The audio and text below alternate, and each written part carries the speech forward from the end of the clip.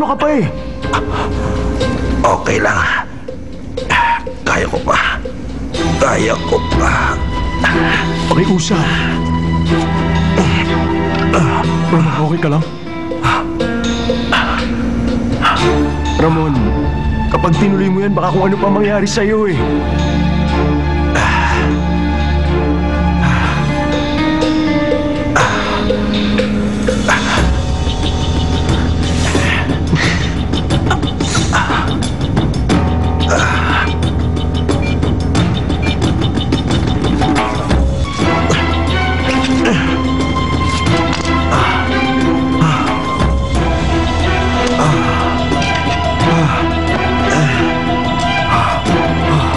Tapos na, Daejin.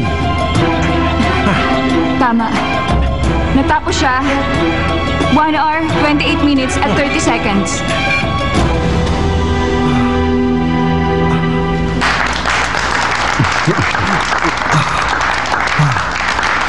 Ramon! Ay, naku! Mr. Kang natumba! Ramon! Ano nangyari doon? Tumawag kayo na ambulansya! Tulungan niyo siya! Tumawag kayo na ambulansya! Dahan-dahan. Dali! Yan. Dahan! Sige. Dali. Kahit na may sugat siya, nagawa pa rin ni Mr. Kang na tapusin ang dapat niyang gawin. Kahanga-hanga. Kakaiba siyang tao. Ngayon lang ako nakakita ng katulad niya. Sa ginawa niya, masasabi nating bukod tangi siya sa lahat. Di ba, Oo. partner? Sana lang talaga hindi siya gaanong nasaktan tulad ng iniisip ko. Yun din ang dasal ko, partner. Siya nga pala, mabalik tayo. Patuloy ang pagsusuri ng judges sa kanilang ginawa.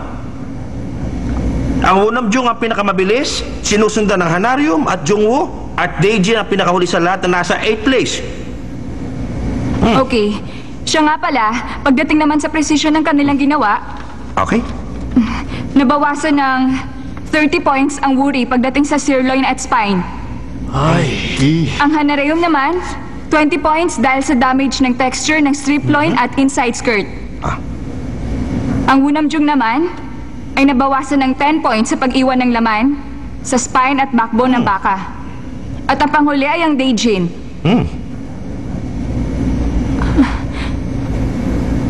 Meron silang perfect score. Malinis ang pagkakagawa. Perfect! Walang pagkakamali? Abay, tama ba ang naririnig ko sa'yo, partner? Tama, partner. Perfect ang score niya. Kahit na nasaktan siya kanina. Talagang hindi na ako makapaniwala. Kahanga-hanga siya talaga. Kakaiba ang determinasyon niyang ipinakita sa atin. Hindi ba? Ano na mangyayari ngayon? Ibibigay na namin ng detalye ngayong araw na ito. Okay? Sa lahat ng naglaban, 4 ang teams na napasali sa round 3. Kahanga-hanga ang mga contestant natin. Hindi ba, partner? Kakaiba ang mga ipinakita nila, di ba? Oo.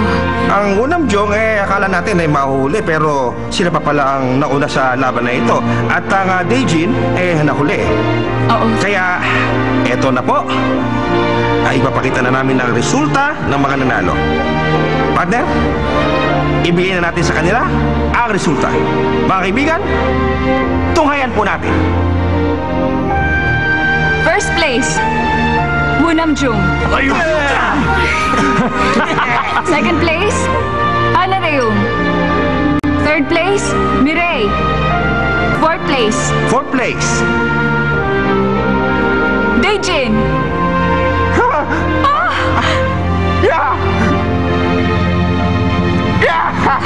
Ang galing talaga, hindi ako makapaniwala. Nakapasok pa ang Daejin. Ang ibig sabihin, makakalaban pa siya sa round 3.